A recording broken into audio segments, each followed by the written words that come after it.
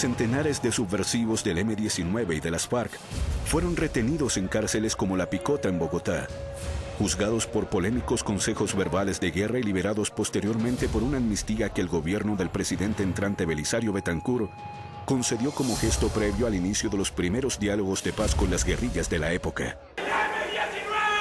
Él rompió un paradigma de que esto se arreglaba a bala, y él abrió una trocha y dijo: a esto hay que buscar un camino de negociación y de conversación. Lo de la amnistía únicamente es un comienzo, que se han abierto con puertas para que comencemos a hablar. Al derogarse el Estatuto de Seguridad y con la ley de amnistía, Betancur puso a volar la esperanza de la pacificación de Colombia, con procesos que incluían cese al fuego, tregua y paz. Unos cuadros muy en acción y con mucha conciencia de que tenían que apelar a instrumentos extralegales porque su voz, según ellos, no se oía a través de los cánones cotidianos. Belisario Betancur inicia diálogos con las FARC en su santuario de la Uribe Meta. De manera casi simultánea, suscribió acuerdos de tregua y cese al fuego con el M-19, guerrilla que buscaba un diálogo nacional en medio de las balas, y con el EPL en Corinto, Cauca y en el Obo Huila. El ELN rechazó los diálogos, pero dos disidencias se acogieron a los acuerdos, al igual que la autodefensa obrera del sur del país. El mito de tiro fijo crecía. La entrega de armas no estaba contemplada en los nacientes diálogos. En este escenario, Betancur reorganizó una comisión de paz que nació en el gobierno de Turbay y se mete de lleno en un proceso que incluía el cese al fuego con los hombres de tiro fijo en la mítica Casa Verde en la cordillera oriental en el departamento del Meta. Y después de muchas dificultades e interrupciones de lado y lado, las FARC aceptaron firmar los acuerdos de la Uribe el 28 de marzo de 1984.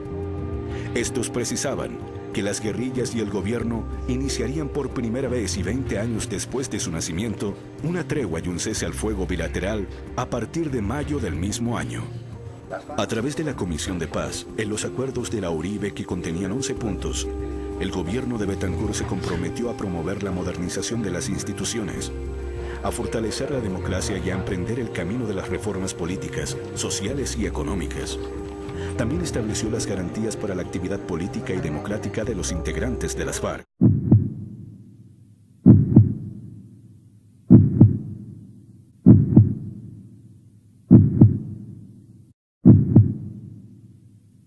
Con el paso del tiempo, la verificación de los acuerdos fue un gran obstáculo. El proceso fue el centro de un intenso debate político y la tregua se vio amenazada por incumplimientos mutuos. El comandante en ese entonces del grupo guerrillero, Carlos Pizarro León Gómez, fue herido cuando se dirigía a Corinto, Cauca, para reunirse con los negociadores justo antes de firmar los acuerdos. Estos se firmaron, pero los atentados y acciones violentas determinaron que en julio de 1985 quedaran rotos. Como alguna vez lo dijo el doctor Otto Morales Benítez, había enemigos agazapados de la paz, no hubo una gran sintonía del interés por el proceso con algunos sectores de las fuerzas militares. El M-19 quemaría sus naves en noviembre de 1985, cuando deciden tomarse el Palacio de Justicia, buscando enjuiciar al presidente Betancur, por lo que ellos consideraron una traición y el incumplimiento a los acuerdos firmados en Corinto. Ese mismo año, se rompen los diálogos con el EPL. Y eso pues hizo añicos todas las posibilidades de paz en ese entonces con cualquier guerrilla. En marzo de 1986, 6 meses antes de finalizar su gobierno, Betancur y las FARC firman la ratificación de los acuerdos de prórroga y de cese al fuego, pero al proceso le quedaba ya muy poco oxígeno y escasa credibilidad. A pesar de todo, y como fruto de los acuerdos de la Uribe, nace la Unión Patriótica, partido político de las FARC, emanado de esos diálogos. Sin embargo, los esfuerzos por mantener una tregua débil e incipiente con las FARC continuaban en medio de las balas. Los señalamientos, recriminaciones mutuas y exigencias.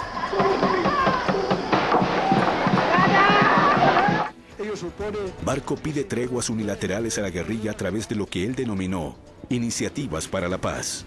El 16 de junio de 1987, una emboscada de las FARC al ejército en el departamento del Caquetá y que dejó 26 militares muertos, pone fin a una tregua que nunca se cumplió ni se pudo verificar desde sus inicios en 1984.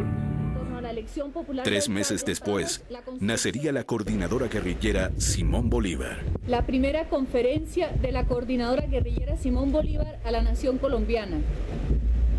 El conjunto del movimiento guerrillero, hoy representado en la Unión Camilista ELN, el Comando Quintín Lame, el Ejército Popular de Liberación EPL, el Partido Revolucionario de los Trabajadores PRT, el Movimiento 19 de Abril M19, las Fuerzas Armadas Revolucionarias de Colombia FARC-EP, se constituye a partir de este encuentro y de...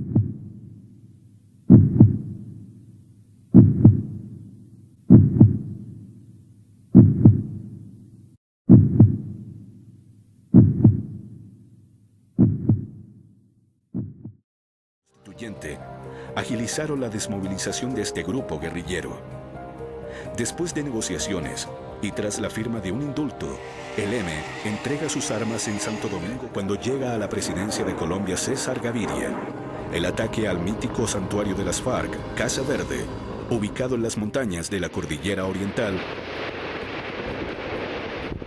rompe nuevamente los intermitentes, inestables y carentes de credibilidad acercamientos entre las FARC y los gobiernos de entonces. Pero al mismo tiempo, el día en que se convocaba a la elección de los constituyentes, se declaraba la guerra integral contra las FARC en el bombardeo a Casa Verde, lo cual pues fue hoy visto por el retrovisor un gran error, el no haber tenido la paciencia, la perseverancia para persuadir a las FARC y al ELN a llegar a esa asamblea constituyente. Posteriormente, en la presidencia de Gaviria y durante un año, se produjeron nuevos diálogos en paralelo al desarrollo de la Asamblea Nacional Constituyente. Estos se realizaron con las FARC, la Unión Camilista del ELN y el EPL en Cravo Norte, en el departamento de Arauca inicialmente, en Caracas, Venezuela, y en Tlaxcala, México.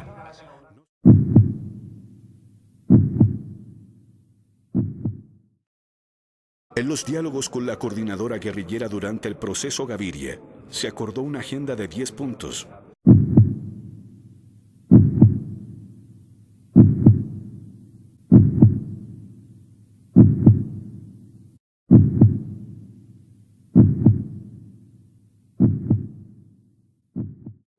El sí a la Asamblea le daba vía libre a un gran esfuerzo nacional para modificar la centenaria Constitución de 1886.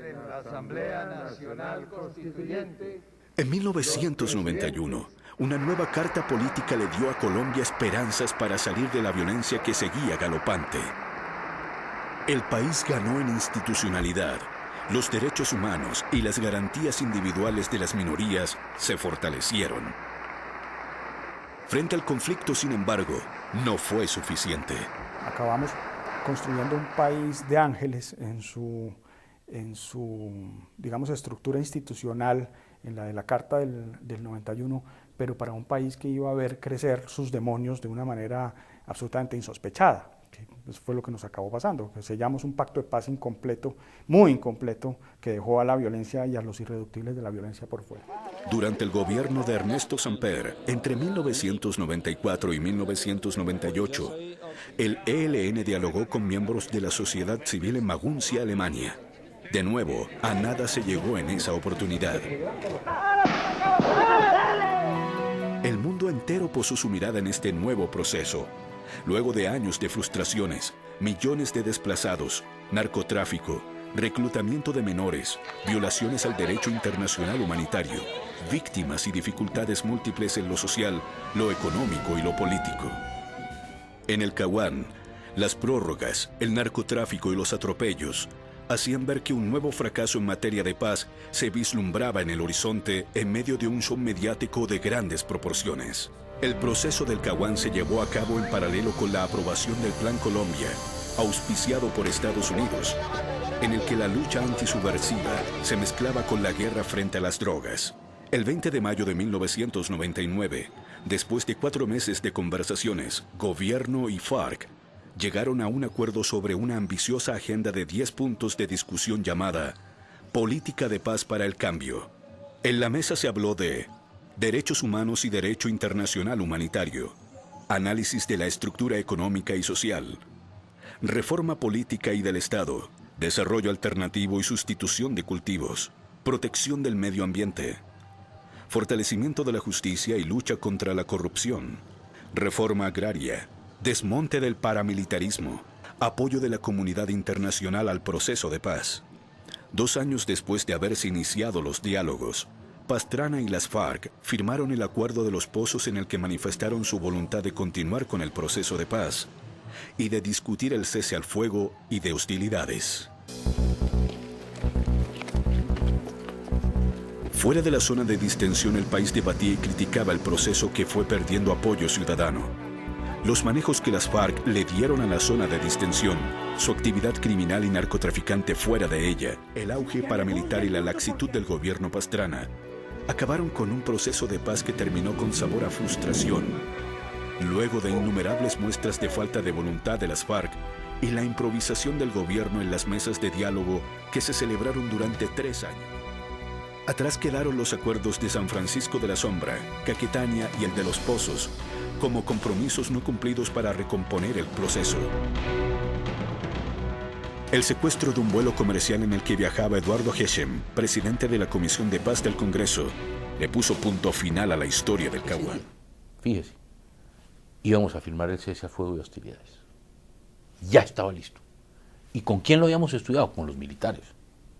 Estaba listo para firmar un cese al fuego. En el 2002, a Pastrana se le rebosó la copa, ordenó una gran ofensiva militar y retomó la tristemente célebre zona de distensión.